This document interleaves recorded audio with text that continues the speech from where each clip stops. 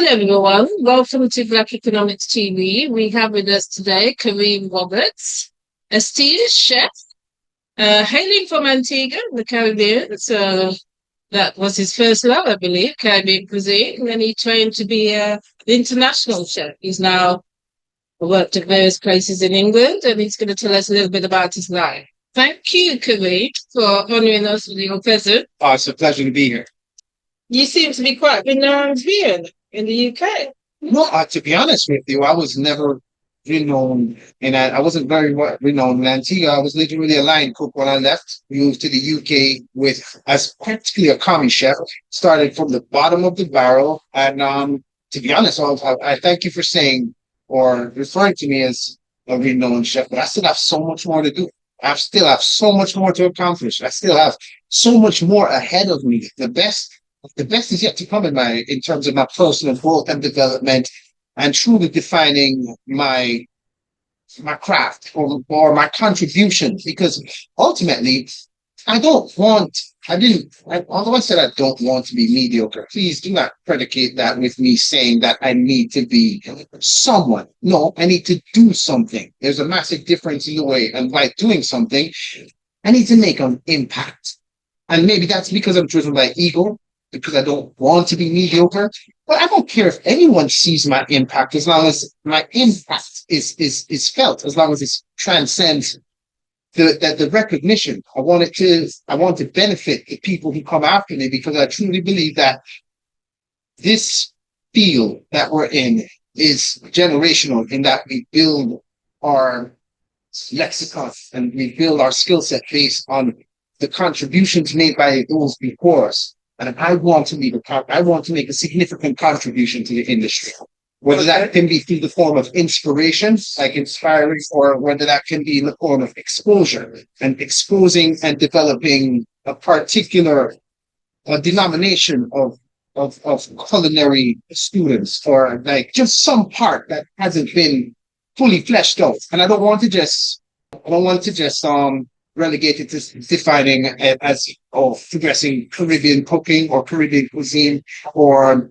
bringing exposure to Caribbean chefs, because I think that is one thing that I would love to do, but I'd love to do so much more, and I don't want to isolate any particular section or any particular group or demographic. I want to just develop my vibe to the point that it truly attracts my tribe. So, what made you want to come to England? Well, I came to England because first of all, I had the opportunity to work in England because I was born here. But I came to England for the reason that put me into a kitchen. I wanted to be something. I wanted to do something. And after getting to working in sandals for a few years, I knew that I needed to see more. I wanted to see what it meant to cook at the highest level. And I didn't think I was going to get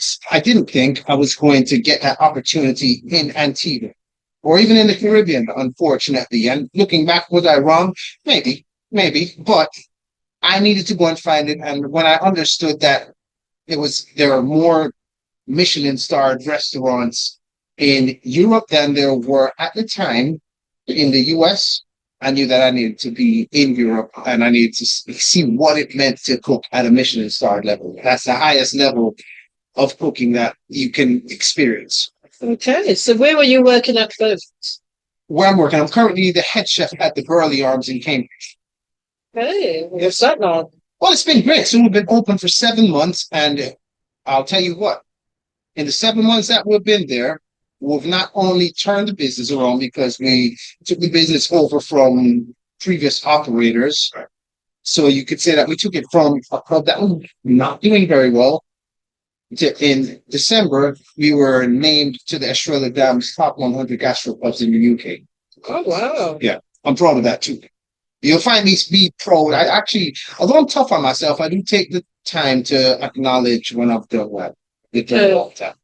And I'll say we did very well with that, but I understand I made a significant contribution. Of course, as head chef. Yeah. I did my part. Okay. I did my part. But then I go home and I relax for a little bit, spend some time with my girlfriend, and I read, I study, I watch cooking videos. So it's a cycle. Cooking, there you go. We got watch cooking videos. Every time. Yeah, I walk around. I'm always in pursuit of knowledge because there's always something. Inspiration can be hidden anywhere. There might be that one little piece of the puzzle that I'm missing that I might find on a video on YouTube where someone was eating at an omakase bar or they were eating that single bread in California and I watch that video and I see something. Oh, perpetual student, lifelong student, yes. And you like to read. That's very good. Yeah, absolutely. Reading is definitely What kind of books are you reading? mostly cookbooks, but it's not mostly cookbooks. Yes, yes, yes. But I also read a lot of books on personal development, business branding, management, and strategy, things like that. I think these are things that lend themselves to me as a professional. Hmm. So you find, and it's exactly like I was saying about that homogenous style of from every Caribbean restaurant in the UK. So I was saying to all of them, you know this, right? All of them, you know this, right? And it's served at that same standard. And yes, that is what. So that about the Chinese and the Indians. The two Michelin star Chinese restaurants, the two Michelin star Indian restaurants, and I got both of them. However, within their own communities, they have an outlier. They have like a small section of their chefs trained and who lends their own time to developing their own style and to infecting it and to presenting it in a much more refined environment. That's what we that is what we lack. And from that, you would get people who would actually learn how to be more professional. And then they would be much more relaxed when they try to make it more simplified. And it would be much more industrialized. So you could have that, but it will take a lot of training for this. Okay. I don't know. I think I disagree. I think I've come across two or three chefs at least who are professional in their approach in terms of they have menus which are adventurous, they have presentations which is fantastic. And Friday chefs. yes, You're saying two or three, right? yeah.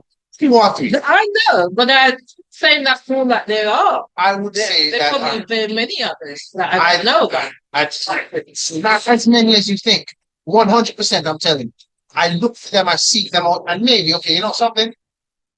I don't think there are 50 of us, modern, progressive, Caribbean chefs Yeah. at the forefront of the industry with Yeah. enough experience to not only develop their people around them, but to leave a lasting contribution. And I don't say that from a negative position. I say that from a position where I wish it could change. Okay. Tell me, 50 is nothing. Because, okay, and I could name them if I had to. The ones that were older that are really good at progressive modern nature. Because, and when I say that, you have to operate, because it's one thing to be a very good cook. You can all be very good cooks, but to be a very good chef, a chef has to be an operator. A chef has certain responsibilities that a cook doesn't. Cook can waste money, a chef cannot. This is the difference here. So when I see a West Indian menu or your typical menu somewhere, and I see 50 things on the menu, that's not sustainable. And if you have, I would run the situation anywhere with a big menu. Not saying that's what we have, but then we have that, and this is a false stigma where you go to a West Indian restaurant and this run out, that run out, this run out, because they don't have the systems in place to guarantee availability. And these are what you learn when you become professional. And I'm not saying that there are not enough of us. I'm just saying at the level where we can really package our information and move the lexicon and really. The other thing I wanted to say, you mentioned a number earlier on. 50, you said you wouldn't be able to find 50 good Caribbean chefs. When I say good, I'm talking about, you could find them, right? But I'm talking about 50 Caribbean chefs are making, who are making strides on the culinary scene in the UK. Okay. I can say, and I want find with yes, go ahead. Unless it's a challenge between both of us, Absolutely. we find 50 Caribbean chefs. Yeah. I would Right. love to go. And give ourselves 3 months to find those 50. 50. Boy, yes. I would love to find them.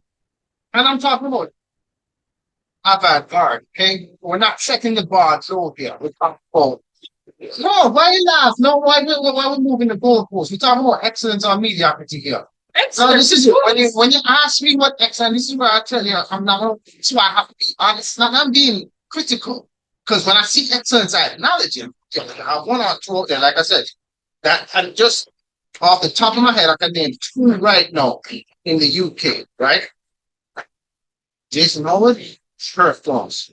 Them boys they wicked. When I say wicked, this is some chefs. That is two. Where the other 48 come from, right? Yo, you know, 48 man look like, or woman, you know, 48 people look like that tough, yo. And I'm not talking about all they're young and upcoming, established. That means you're not a chef de party. You've you've held a leadership position in a restaurant long enough for you to lend your knowledge to a generation under you, and for someone to give you an operation and you won't sink it. Not enough, not 50, not 50. Okay, guys, you're watching. This is a challenge for you as well as for us. If you know some top Caribbean chefs that need to be one of the 50, could you please give their names in the comments underneath or contact us at Black Economics? Let us know who these people are. We'll put them in touch with Kareem and maybe we'll start a revolution somewhere. Yo, maybe. But I'm just saying, statistically, guys, we can do a lot better. But it's also the responsibility of guys like the established ones, Colin Brown, Jason Howard, Kurt Gums, and maybe these guys have one or two in their fold they've brought up and nurtured. 50. That's a task. Plenty. 50 of them. And February, March, April, so that means by 1st of May, we should have 50. Say less, all right? Enough respect. Enough respect. Say less. Thank you. My pleasure.